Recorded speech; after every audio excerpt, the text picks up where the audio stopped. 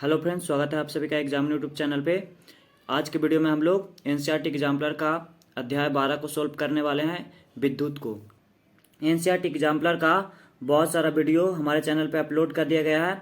अगर आप अभी तक आपने उस वीडियो है तो वीडियो को जाकर एक बार देख लें। वीडियो का लिंक आपको डिस्क्रिप्शन बॉक्स में मिल जाएगा। तो चलिए वीडियो को शुरू करते हैं। पहला क्वेश्चन कहता है कि चित्र 12.1 में दर्शाए अनुसार तीन विद्युत परिपथों में कोई सेल, प्रतिरोधक, कुंजी तथा एमीटर विभिन्न प्रकार से व्यवस्थित है। एमीटर द्वारा रिकॉर्ड की गई धारा। कहता है ये तीन तरह का प्रतिपथ दिखाया गया है, इनमें से एमीटर में किसमें धारा रिकॉर्ड कैसा किया जाएगा। अब देख सकते हैं कि तीनों में क्या है, समान बैटरी और समान प्रतिरोध है। तो पहला वाला में भी विद्युत धारा क्या हो जाएगी, आई बराबर क्या हो जाएगा,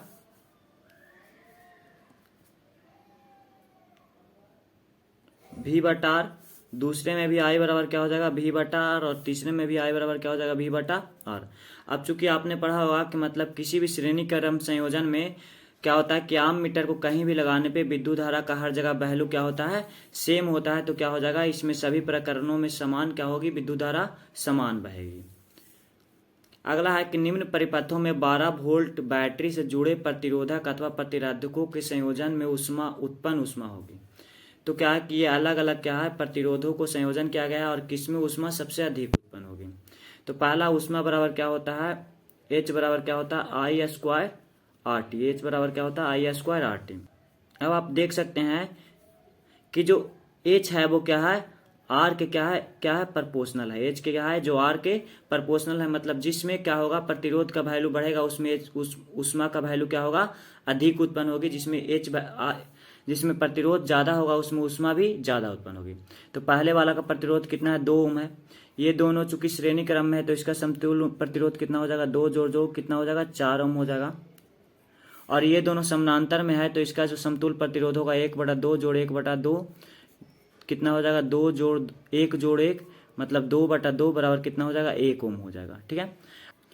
आपने पढ़ा है कि ऊष्मा जो होता है वो किसके प्रतिरोध के समानुपाती होता है। मतलब जितना ज़्यादा प्रतिरोध का वैल्यू बढ़ेगा उतना ही ज़्यादा क्या होगा, ऊष्मा उत्पन्न होगा। तो हमारा सही क्या हो जाएगा, ऑप्शन।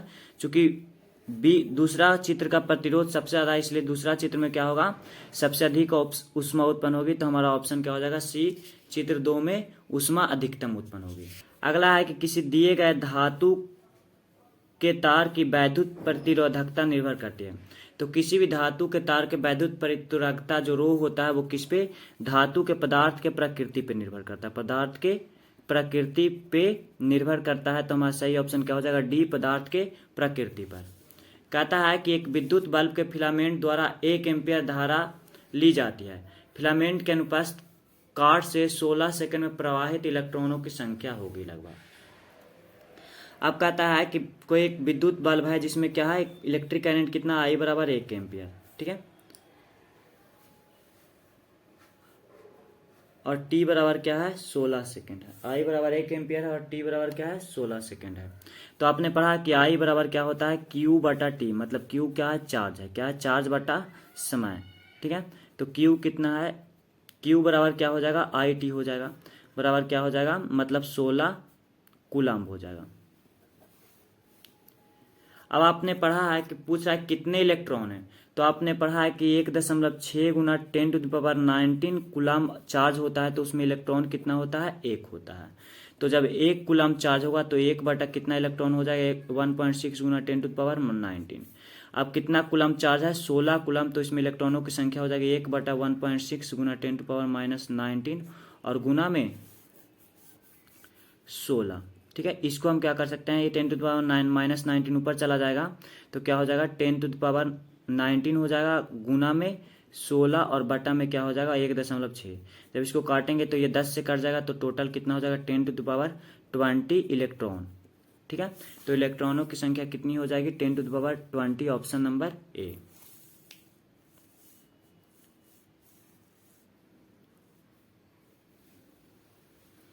कहता है कि उस परिपथ को पहचानिए जिसमें वैद्युत अवयव उचित प्रकार से संबंधित है। ठीक है। अगला क्वेश्चन कहता है कि उस परिपथ को पहचानिए जिसमें वैद्युत अवयव उचित प्रकार से संयोजित है। तो आपने पढ़ा है कि क्या होता है कि जिसमें जब किसी विद्युत परिपथ को बनाया जाता है तो उसमें जो एम मीटर होता है वो श्रेणी क्रम में संयोजित किया जाता है और जो वोल्ट मीटर होता है वो समांतर क्रम में संयोजित किया जाता है। तो हमारा पहला आप देख सकते हैं कि इसमें जो एम मीटर और वोल्ट मीटर दोनों है वो क्या है, श्रेणी क्रम में संयोजित है, तो ये क्या हो जाएगा, गलत हो जाएगा। दूसरा आप देख सकते हैं कि इसमें एम मीटर श्रेणी क्रम में संयोजित है और वोल्ट मीटर है जो क्या है, समानांतर क्रम में संयोजित है, तो हमारा दूसरा ऑप्शन क्या हो जाएगा, सही हो जाएगा। तो तीसरा भी बिल्कुल दूसरे के जैसा है, मगर आप इसमें देख सकते हैं कि इधर से क्या आ रहा है, निगेटिव चार्ज आ रहा है, मगर यहाँ पे क्या दिखाया गया है, पॉजिटिव दिखाया है, इसलिए हमारा तीसरा ऑप्शन सही नहीं होगा। ठीक है। और चौथा में अब वोल्ट मीटर सीरीज में है तो ये क्या हो जाएगा, ये तो ऐसे ही गलत है, क्योंकि वोल्ट मीटर होता है जो किस में होता है, समानांतर क्रम में होता है। अगला क्वेश्चन कहता है कि 5 प्रतिरोधकों जिसमें प्रत्येक का प्रतिरोध 1/5 ओम है का उपयोग करके कितना अधिकतम प्रतिरोध बनाया जा सकता है। तो अधिकतम प्रतिरोध निकालने के लिए हम लोग प्रतिरोधों को किस में संयोजित करते हैं, श्रेणी क्रम में संयोजित करते हैं। अब चूंकि 5 है तो हम पांचों को श्रेणी क्रम में संयोजित करेंगे, तो श्रेणी क्रम में समतुल्य प्रतिरोध क्या होता है, R1 जोड़ R2 जोड़ R3 इस तरह से होता है। तो हम 1/5 जोड़ 1/5 जोड़ 1/5 जोड़ 1/5 अब जब करेंगे तो इसका समतुल्य प्रतिरोध कितना आ जाएगा, 1 ओम आ जाएगा। तो इसका मतलब इसमें मैक्सिमम प्रतिरोध कितने हो जाएंगे, 1 ओम, ऑप्शन नंबर डी। अगला क्वेश्चन नंबर 7 कहता है कि 5 प्रतिरोधकों जिनमें प्रत्येक का प्रतिरोध 1/5 ओम है का उपयोग करके कितना निम्नतम प्रतिरोध बनाया जा सकता है। तो निम्नतम प्रतिरोध बनाने के लिए हम लोग प्रतिरोधों को किस में संयोजित करते हैं, समांतर क्रम में संयोजित करते हैं। अब समानांतर क्रम में संयुक्त समतुल्य प्रतिरोध क्या होता है, 1/R बराबर होता है 1/R1 जोड़ 1/R2 जोड़ 1/R3 और जोड़ इस तरह से। अब चूंकि क्या है कि हम तो इसका समतुल्य प्रतिरोध 5 है, तो पहला क्या हो जाएगा, 1/1/5 जोड़ 1/1/5 जोड़ 1/1/5, क्योंकि प्रत्येक प्रतिरोध का वैल्यू कितना है, 1/5, 1/1/5 और जोड़ 1/1/5, जब 1/R बराबर, जब चारों को ऊपर ले जाएंगे तो 1/R बराबर कितना हो जाएगा, 5 जोड़ 5 जोड़ 5 जोड़ 5 जोड़ 5, मतलब 1/R बराबर कितना हो जाएगा, 25 ओम हो जाएगा। तो R का वैल्यू कितना हो जाएगा, 1/25 ओम। तो हमारा मतलब क्या हो जाता है, मतलब 5 प्रतिरोधों को 1/5 ओम के 5 प्रतिरोधों को संयोजित करके न्यूनतम प्रतिरोध कितना लाया जा सकता है, 1/25 ओम। तो हमारा सही ऑप्शन क्या हो जाएगा, ऑप्शन नंबर बी हो जाएगा, ऑप्शन सही हो जाएगा, 1/25 ओम। अगला है कि अधिकतम विभव प्राप्त करने के लिए सेलों को श्रेणी संयोजन के रूप में निरूपित करने वाला संयोजन क्या है। तो पढ़े हैं कि मतलब अधिकतम विभव प्राप्त करने के लिए हम लोग सेलों क्या करते हैं कि एक सेल का धन टर्मिनल को किससे जोड़ते हैं, दूसरे के किससे, ऋणात्मक से। एक सेल के धनात्मक टर्मिनल को दूसरे के ऋणात्मक से हम लोग क्या करते हैं, जोड़ते हैं। तो हम अब क्या होता है, जो छोटा वाला लाइन होता है वो ऋणात्मक टर्मिनल को बताता है और जो बड़ा वाला लाइन होता है वो धनात्मक टर्मिनल को। तो इसमें आप देख सकते हैं कि ये पहले धनात्मक, ऋणात्मक, फिर ऋणात्मक से कौन सा जोड़ा गया, धनात्मक, फिर ऋणात्मक, फिर ऋणात्मक से धनात्मक जोड़ा गया, फिर ऋणात्मक, फिर ऋणात्मक से धनात्मक जोड़ा गया, फिर ऋणात्मक। तो हमारा ये ऑप्शन क्या हो जाएगा, सही हो जाएगा, धनात्मक ऋणात्मक धनात्मक ऋणात्मक धनात्मक ऋणात्मक धनात्मक ऋणात्मक। इधर धनात्मक शुरू हो रहा है और इधर ऋणात्मक पे अंत हो रहा है, तो हमारा ऑप्शन नंबर 1 क्या हो जाएगा, सही हो जाएगा। कहता है निम्नलिखित में वोल्टता को निरूपित करता है। तो आपने वोल्टता का परिभाषा पढ़ा हुआ कि इकाई चार्ज को एक बिंदु से दूसरे बिंदु तक ले जाने में किया गया चार्ज को हम लोग क्या कहते हैं, वोल्टता कहते हैं। तो V बराबर क्या हो जाता है, W/Q, चार्ज, इकाई चार्ज को ले जाने में किया गया काम। और हम V को क्या लिख सकते हैं कि W/ क्या लिख सकते हैं, Q बराबर क्या होता है, विद्युत धारा I और T क्या होता है, Q बराबर क्या होता है, IT होता है।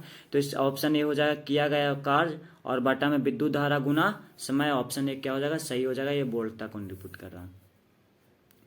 कहता है कि लंबाई L तथा समान अनुपात काट के क्षेत्रफल A के किसी बेलनाकार चालक का प्रतिरोध R है। कहता है कि एक मतलब L लंबाई का तार है जिसका क्षेत्रफल A है और उसका प्रतिरोध क्या है, R है। तो उसकी प्रतिरोधकता रो इंटू क्या हो जाता है, RA बटा क्या हो जाता है, L हो जाता है। उसकी प्रतिरोधकता रो बराबर क्या हो जाएगा, RA बटा L। कहता है कि एक दूसरा है समान पदार्थ का एक चालक है जिसका क्या है, लंबाई 2L प्रतिरोध आर है तो उसका अनुप्रस्थ काट का क्षेत्रफल पूछता है, तो मान लेते हैं उसका अनुप्रस्थ काट का क्षेत्रफल क्या है, 1 है। तो इसका रो बराबर प्रतिरोधकता क्या हो जाएगा, आर इंटू क्या हो जाएगा, एक्स और बटा में 2l। अब चूंकि दोनों समान पदार्थ है इसलिए दोनों का प्रतिरोधकता क्या हो जाएगा, समान हो जाएगा। तो रो बराबर होगा तो आर इंटू ए बटा एल बराबर क्या हो जाएगा, आर इंटू एक्स बटा 2l। आर से आर कट गया, एल से एल कट गया, एक्स बराबर क्या हो जाएगा, एक्स बराबर क्या हो जाएगा 2 इंटू ए। मतलब आप जो नया वाला जो तार है उसका एरिया पहले वाले से कितना होगा, 2 गुना होगा, उसका अनुप्रस्थ काट का एरिया कितना होगा, 2 गुना होगा। ऑप्शन नंबर सी क्या हो जाएगा, सही हो जाएगा। अगला कहता है कि कोई विद्यार्थी किसी प्रयोग करने के पश्चात क्रमशः R1 R2 तथा R3 प्रतिरोध को निक्रोम के तार के 3 नमूनों को V1 ग्राफ में VI ग्राफ में आलेखित करता है, निम्नलिखित में कौन सा था। तो देख लग सकते हैं ये VI का ग्राफ है। अब चूंकि VI के ग्राफ से हम लोग क्या निकालते हैं, R निकालते हैं। देख सकते हैं कि पहला R3 में क्या होता है, R3 के लिए जो R बराबर क्या होता है, V बटा I। तो V का वैल्यू ज़्यादा है और I का वैल्यू क्या है, कम है, तो R का वैल्यू क्या होगा, ज़्यादा होगा। R का वैल्यू क्या होगा, ज़्यादा होगा सबसे ज़्यादा। इसमें आप देख सकते हैं कि V का वैल्यू कम है और I क्या हुआ है, बढ़ा है। तो R इससे क्या हो जाएगा, R3 इससे क्या होगा, R2 क्या हो जाएगा, छोटा हो जाएगा। उसके बाद और आप देख सकते हैं कि V का वैल्यू कम है और I बढ़ा है, तो R3 क्या हो जाएगा, R1 क्या हो जाएगा, सबसे छोटा हो जाएगा। तो हमारा सही है, सबसे ज़्यादा प्रतिरोध किसका होगा, R3 का, फिर R2 का और फिर R1 का। यदि प्रतिरोधक से प्रवाहित धारा में 100% की वृद्धि कर दी जाए तो क्षयित ऊर्जा कितनी वृद्धि होगी। अब चूंकि प्रतिरोधक में वृद्धि किया जाता है तो क्षयित ऊर्जा किसके बराबर होता है, उस परिपथ में उत्पन्न ऊष्मा के बराबर। तो H बराबर क्या होता है, I स्क्वायर आर टी। अब चूंकि पहले मान लेते हैं कि विद्युत धारा कितना था, 1 था, तो H बराबर कितना हो जाएगा, 1 RT हो जाएगा। अब विद्युत धारा को क्या कर दिया गया, दुगुना कर दिया, तो I बराबर क्या हो गया, 2 हो गया। तो इस बार नया बार में H को क्या हो जाएगा, 2 का स्क्वायर मतलब 4 RT।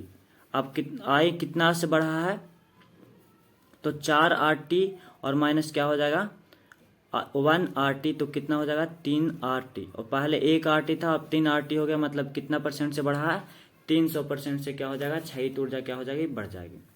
कहता प्रतिरोधकता में कब परिवर्तन नहीं होता। तो आपने पढ़ा कि प्रतिरोधकता जो होता है वो किस पे सिर्फ डिपेंड करता है, पदार्थ के प्रकृति पे। तो पहला कि पदार्थ में परिवर्तित होने पे, तो इससे परिवर्तन प्रतिरोधकता क्या होगा। ताप में परिवर्तन होने पे भी प्रतिरोधकता क्या होता है, परिवर्तित होता है, तो ये भी होगा। प्रतिरोध की आकृति में परिवर्तन होने पर, तो हमारा ये ऑप्शन सही हो जाएगा, आकृति में परिवर्तन होने से प्रतिरोधकता में कोई भी अंतर नहीं आता। कहता है किसी विद्युत परिपथ में विद्युत स्रोत के साथ 3 ताप दीप्त बल्ब A B C जिनके क्रमांक 40 वाट, 60 वाट, 100 वाट है, अब पार्श्व क्रम में संयोजित है, इसके संबंध में कौन सा कथन है। अब चूंकि पार्श्व क्रम मतलब समांतर क्रम में संयोजित है, तो ठीक है, तो इसमें क्या होता है कि विद्युत धारा क्या हो जाता है, विभाजित हो जाता है, विद्युत धारा क्या हो जाता है, विभक्त हो जाता है। अब चूंकि विद्युत धारा डिवाइडेड हो गया तो जिसकी क्षमता सबसे ज़्यादा होगी वो सबसे ज़्यादा चमकेगा, और ये क्या होगा, ये 100 वाट से कम चमकेगा, ये दूसरे नंबर पर चमकेगा, और सबसे कम कौन चमकेगा, 40 वाट वाला, जिसकी क्षमता सबसे कम होगी। तो ऑप्शन में दे रखा है कि सभी बल्बों की चमक समान होगी, तो गलत हो जाएगा, सबसे ज़्यादा 100 वाट वाला चमकेगा। बल्ब एक की चमक अधिकतम होगी, तो ये भी गलत है। कहता है बल्ब बी की चमक बल्ब एक की तुलना में अधिकतम होगी, तो ये सही है कि बल्ब बी की जो चमक है वो ए की तुलना में क्या होगी, अधिकतम होगी। बल्ब सी की चमक बल्ब बी की तुलना में कम होगी, तो ये गलत है, बल्ब सी की चमक बी की तुलना में क्या होगी, अधिकतम होगी। तो हमारा ऑप्शन क्या हो जाएगा, सी सही होगा। बी जो है वो ए की तुलना में क्या होगा, ज्यादा चमकेगा। कहता है किसी विद्युत परिपथ में 2 प्रतिरोधक जिनके क्रमशः 2 ओम तथा 4 ओम है 6 वोल्ट बैटरी से श्रेणी क्रम में संयोजित है।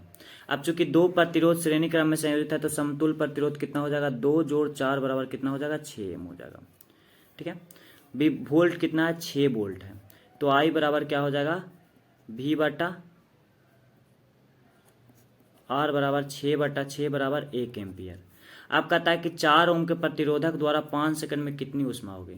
तो आपने पढ़ा ऊष्मा बराबर क्या होता है, I स्क्वायर RT।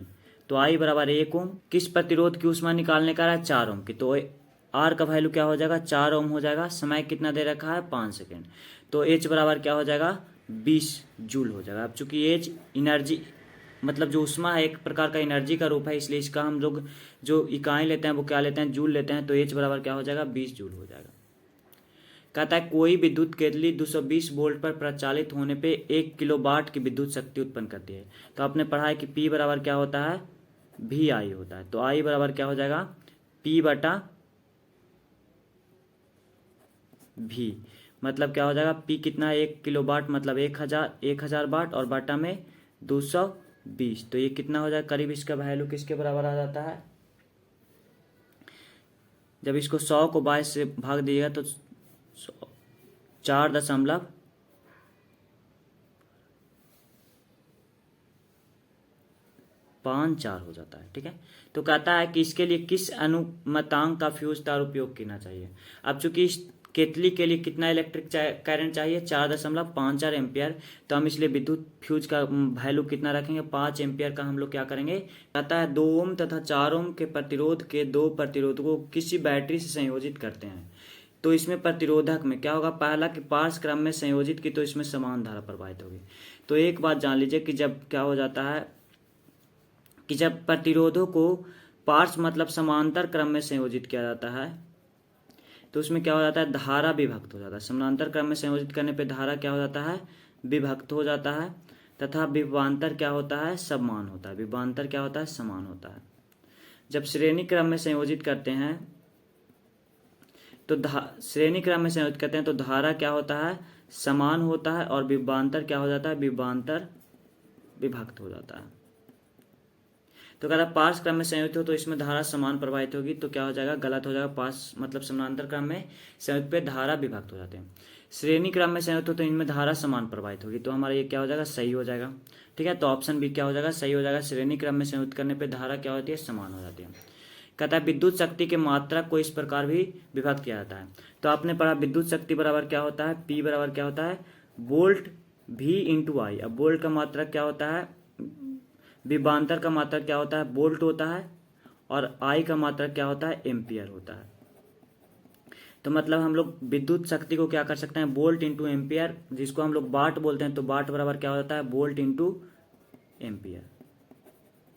विद्युत शक्ति का मात्रा क्या होता है, वाट होता है, तो वाट बराबर क्या लिख सकते हैं, वोल्ट इंटू एम्पियर। तो हमारा ये हो जाएगा, सही हो जाएगा ऑप्शन ए। विद्युत शक्ति को हम वोल्ट इंटू एम्पियर के रूप में भी व्यक्त कर सकते हैं। तो दोस्तों ये थे क्लास 10 के एनसीईआरटी के एग्जाम्पलर का इलेक्ट्रिसिटी चैप्टर का सोल्यूशन। अगर आपको ये वीडियो पसंद आई हो तो वीडियो को लाइक करिएगा, चैनल को सब्सक्राइब करिएगा और वीडियो को दोस्तों के साथ